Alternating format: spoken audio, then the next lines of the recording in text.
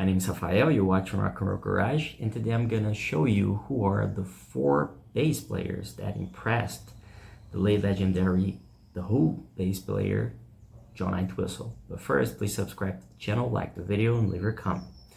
Well, John was one of the most influential bass players of all time, for sure. Geddy Lee, you name it, man. Russ Geddy Lee obviously was really inspired by him and many other bass players. For example, Lemmy Kilmister from Motorhead.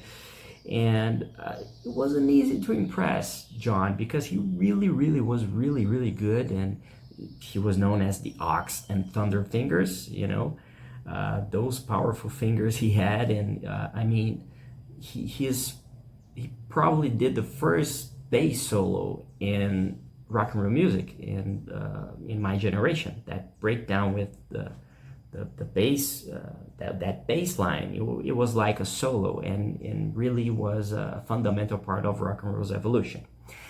But anyway, in this interview, he mentioned 4 bassists that really impressed him, and the first 2 ones are jazz players. They are Jaco and Stanley Clarke. And Jaco tragically died at the age of 35 in 1987.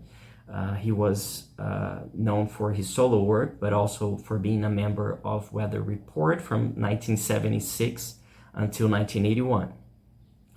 He also collaborated with some other artists like Pat Menahee and Joni Mitchell.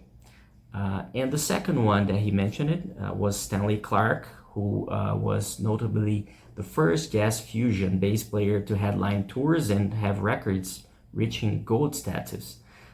He was active since the late 60s, and the musician received several prizes as well, including the Grammy.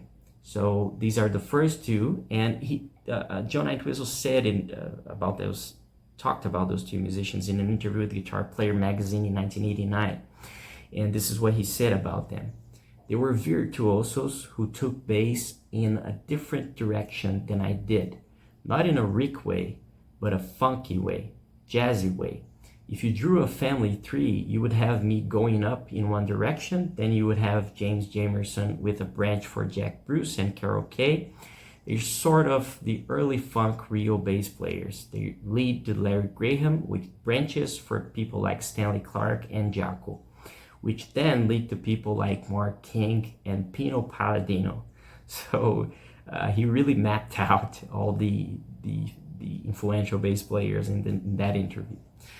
The third one that he mentioned was Billy Sheehan, who first was a member of the band Talas, then became the bassist for David Lee Roth solo band, and then was a famous member of Mr. Big.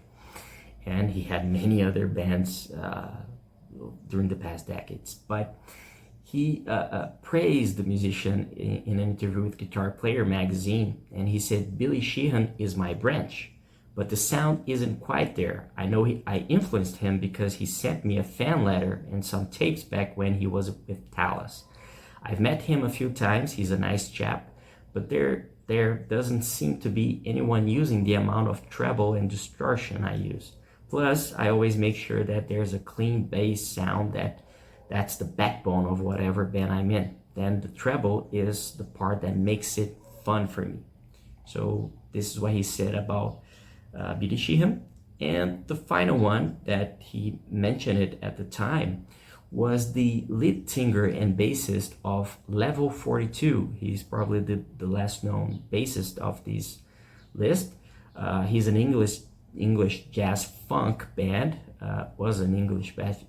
Level 42 was an English jazz funk band that was formed on the Isle of Wight in 1979. And their highest charting single in the UK was Lessons in Love in 86. And this is what Entwistle said about him. To a certain extent, Mark King, then he talked about that. He said that Mark King impressed him, and then he talked about the band. They are not really sort of rock bass players, a sort of funky fusion style. So this is what he said about Mark King and all the others. He said they were not really rock and roll bass players, but a sort of funky fusion style.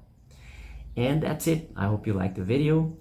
Don't forget to subscribe to the channel, leave your like, leave your comment, and visit rockandrollgarage.com. You can read more about this in the complete article we wrote about it. Okay, go to description, visit the article. Okay, thank you for watching, and I'll see you later.